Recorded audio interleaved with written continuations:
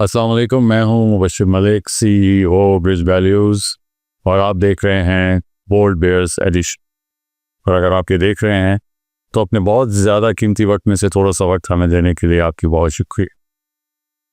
पिछले 25 सालों में मैंने रियल एस्टेट की दुनिया को बहुत करीब से देखा।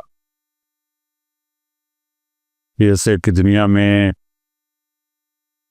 बहुत सारे ऐसे मकामात आए जहां मुझे बहुत कुछ सीखने को मिला, बहुत कुछ देखने को मिला। इसके रुझानात और इसमें आने वाले उतार चढ़ाव, और सबसे इम्पोर्टेंट ये कि वो ख्वाब जो लोग, जो सरमायाकार खरीदार जोड़ लेते हैं अपनी सरमायाकारी से, अपनी प्रॉपर्टी से। बहुत सारे ऐसे सवालात हर बेचने वाले और हर खरीदने वाले के जहन में होते हैं जो वो अपने दिमाग में रखता है, अपने दिल में रखता है, लेकिन शायद वो अपनी ज़बान पर नहीं आता। तो चलिए हम आज जो सारी बातें करेंगे, इस सफ़र में मैंने देखा कि सबसे बड़ी हकीकत और जो मेरे लिए कि सबसे बड़ा सबक था, पहला सबक था, और मेरा ये सबक यही सबसे बड़ी परेशानी है किसी भी बायर और किसी भी सेलर के, वो ये है कि मैंने देखा कि आज तक किसी भी बायर ने जब भी कोई चीज़ खरीदी तो उसको कभी भी उस सेलर को देखा ही नहीं जिससे वो ये चीज़ खरीद रहा। यही परेशानी सेलर की भी है कि भाई ये सेलर ये बात जानता ही नहीं कि वो किससे ये प्रोडक्ट या ये प्रॉपर्टी खरीद रहा, और ख़ास तौर पे कितनी मालियत में विचार। मैंने बहुत कम किसी सेलर और बायर को आपस में चीज़ खरीदते और बेचते दिखा, क्योंकि कभी भी ये सौदा विधि इन दोनों के दरमियान में तो कोई रियल एस्टेट मार्केट की एक सबसे बड़ी हकीकत, और यूँ कह लें कि वो सबक जो मैंने सबसे पहले हासिल किया, और मेरा तो ये सबक का ही उसके साथ साथ ये किसी भी बायर और किसी भी सेलर की सबसे बड़ी परेशानी है, वो ये कि मैंने देखा कि ऑलमोस्ट 90% डील्स में कभी भी कोई बायर ये जानता ही नहीं कि वो किसको अपनी प्रॉपर्टी किससे वो अपनी प्रॉपर्टी खरीद रहा। और यही केस है सेलर के साथ, वो सेलर ये नहीं जानता कि वो किसको अपनी प्रॉपर्टी बेच रहा, और ख़ास तौर पर वो कितनी कीमत पे बेच रहा, क्योंकि 90% केसेस में बायर और सेलर कभी एक दूसरे से मिलते ही नहीं, कभी आमने सामने बैठ के डील करते ही। ऐसा नहीं है कि ऐसा बिल्कुल नहीं होता वो सिर्फ 10% है। 10% केसेस में ऐसा होता है कि लोग सामने बैठते, लेकिन 90% इस मार्केट में कुछ लोग दरमियान में रहते हैं, वो लोग ही डील करते।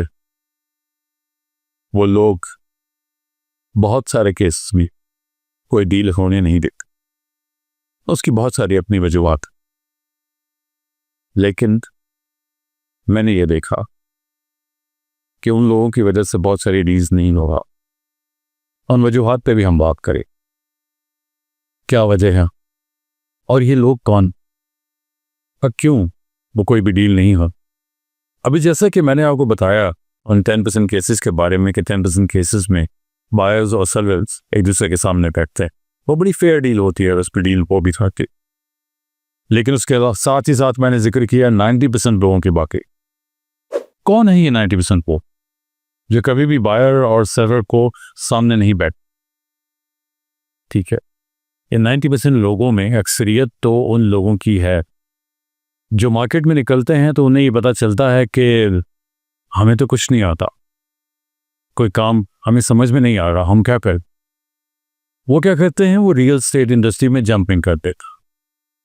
उन्हें लगता है ये बहुत आसान काम है, और या उन्हें लगता है कि ये सिर्फ इतना ही काम है कि आप ने किसी की चीज़ बेचनी है और किसी से चीज़ लेके किसी और को चीज़ बेचनी, बस ये इतना सा काम।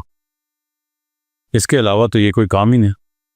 किसी बेचने वाले को जाकर कहते हैं कि हम आपकी चीज़ बेच देंगे, और किसी खरीदने वाले को बताते हैं कि आपकी पसंद की फलां फलां जगह पे कोई प्रॉपर्टी है, कोई चीज़ है।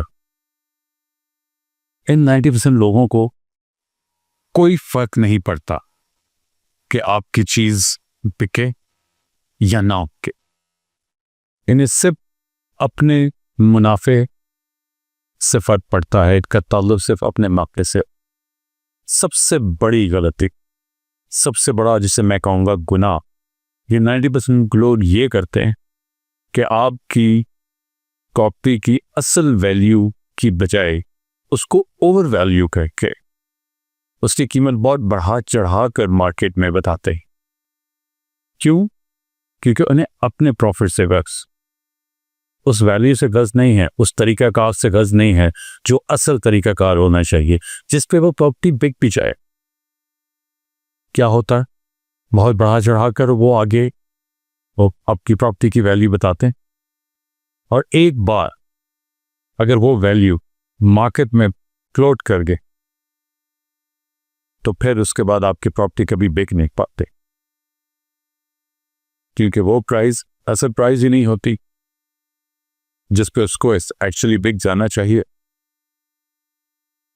सबसे बड़ा गुनाह ये 90% लोग यही करते हैं, और इसी वजह से वह किसी बायर और किसी सेलर को मिलने नहीं देते, उन्हें आमने और सामने नहीं बिठाते।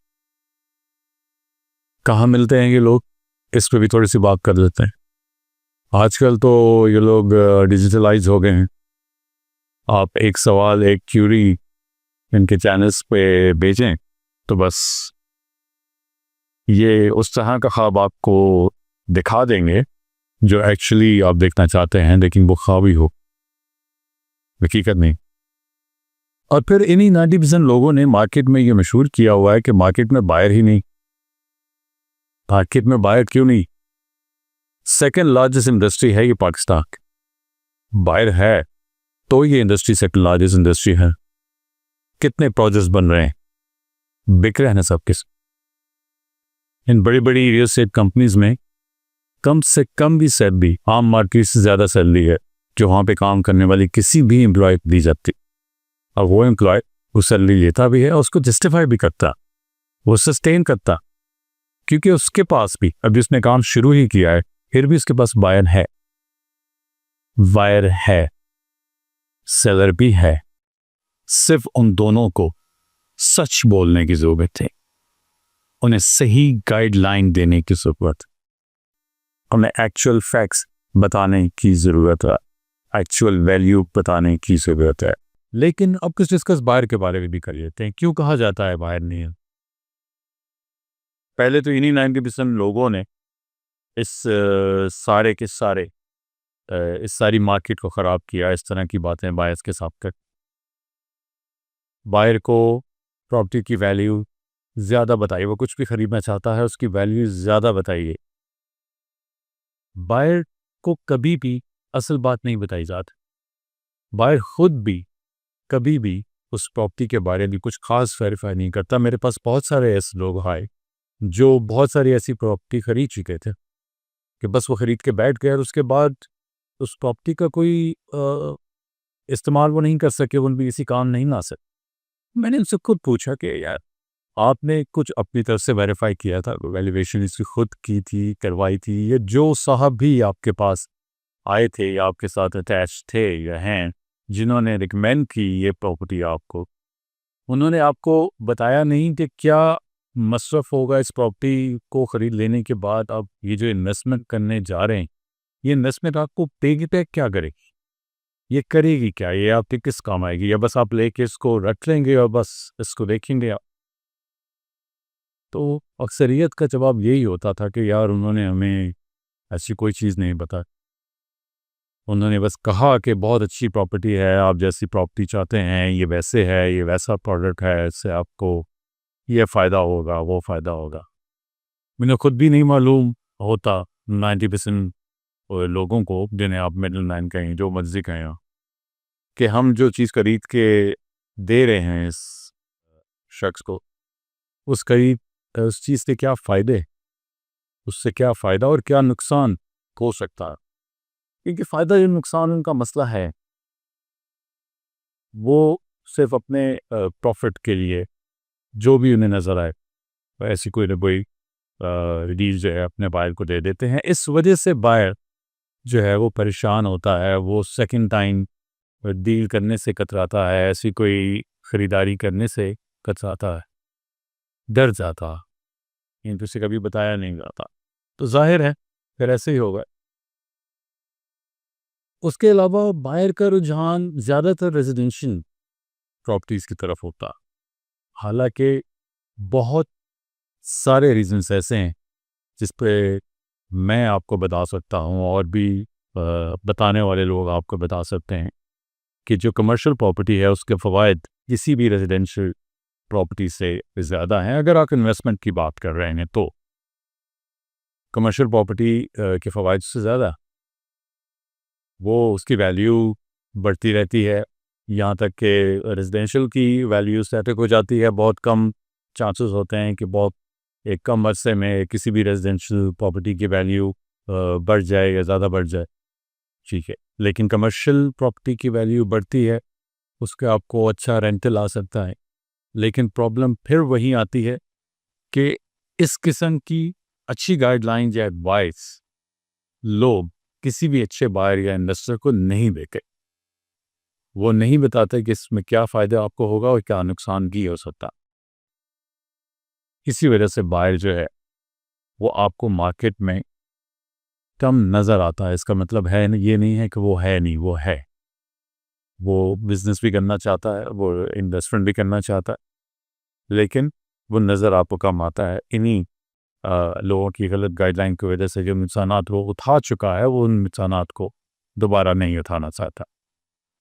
किसी भी बायर से, किसी भी इन्वेस्टर से मैं ये कहूँगा कि ये पैसा आपने बहुत मेहनत से कमाया है, और आप जब भी कोई इन्वेस्टमेंट करने जा रहे होते हैं तो जाहिर है आप अपने लिए भी करते हैं और अपनी अपनी फैमिली के लिए करते हैं, अपने बच्चों के लिए इन्वेस्ट करते हैं, और आपने बहुत कुछ सोचा होता है कि ये इन्वेस्टमेंट आप क्यों करें। ठीक है, अपनी मेहनत से कमाया हुआ वो पैसा आप इन्वेस्ट करते हैं और ये चाहते हैं कि इसका रिटर्न आपको बहुत अच्छा मिले, मिलता रहे, आपकी फैमिली को मिलता रहे, आपकी नस्लों को मिलता। तो प्लीज़ ऐसे आंखें बंद करके जब आप किसी से जिक्र कर देते हैं कि मैं ये चाहता हूँ, और वो वही बात आपको खुश करने के लिए दोहरा भी देता है कि जी बिल्कुल ठीक है, ऐसा ही होगा, और सिर्फ फ़वाइद आपको गिनवा देता है, वो फ़वाइद जो आपको अच्छे लग रहे होते हैं, आपको सुनने में आपकी पसंद के होते हैं, आंखें बंद करके उसकी बात पर यकीन करके आप इन्वेस्टमेंट ना करें। आप खुद जाएं, आप देखें, आप वैल्यूएट करवाएं किसी किसी भी बंदे से जिस पे आपको लगे कि इसकी सही वैल्यू कर सकता है। जो एक बात मैं आपको ज़रूर कहना चाहूँगा कि सिर्फ फ़वाइद कहीं पे भी नहीं होते, कहीं ना कहीं कुछ ना कुछ अ, थोड़ा बहुत नुकसान भी होता है, और अगर कोई शख्स आपको सिर्फ फ़वाइद ही गिनवा रहा है तो उस दरवाजे में दाखिल नहीं हुआ जाता जो खुद से खुल जाए। थोड़ी सी कोशिश करें, ठीक है, उसको उसकी उसकी वो उसके बारे में तमाम बातें रिसर्च करें, पता करें, और फिर अपना वो कीमती सरमाया लगाएं किसी भी तरह के इन्वेस्टमेंट करने से पहले। तो ज़रूर एहतियात के साथ का। अब कुछ बात सेलर की भी कर लेते हैं, ठीक है। देखिए, किसी भी इंसान के पास कुछ है, वो उसे बेचना चाहता है, वो प्रॉपर्टी, वो एसेट उसके लिए बहुत वैल्यूएबल है, वो उसको बहुत वैल्यू करता है, वो क्या करता है उससे, वो उसको बेचना चाहता है अगर किसी भी वजह से, तो वो यही चाहता है कि वो बहुत अच्छी प्राइस में मार्केट में जाए। हर कोई चाहता है, ये बात बिल्कुल ठीक है, इस पर कोई गलत बात नहीं, ठीक।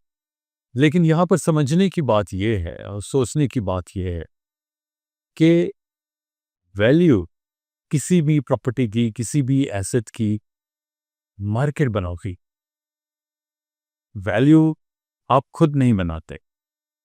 आप अपनी प्रॉपर्टी को बहुत पसंद करते हैं, उसे बहुत वैल्यू करते हैं, उसे बहुत प्यार करते हैं, इससे मार्केट वैल्यू का कोई ताल्लुक ना हो। मार्केट वैल्यू बायर बनाता है, मार्केट बनाती है, और उस वक्त मार्केट के अंदर उस प्रॉपर्टी की जो वैल्यू चल रही होती है, एग्जैक्ट वैल्यू जो चल रही होती है, उसी पर आपकी प्रॉपर्टी सेल हो सकती है।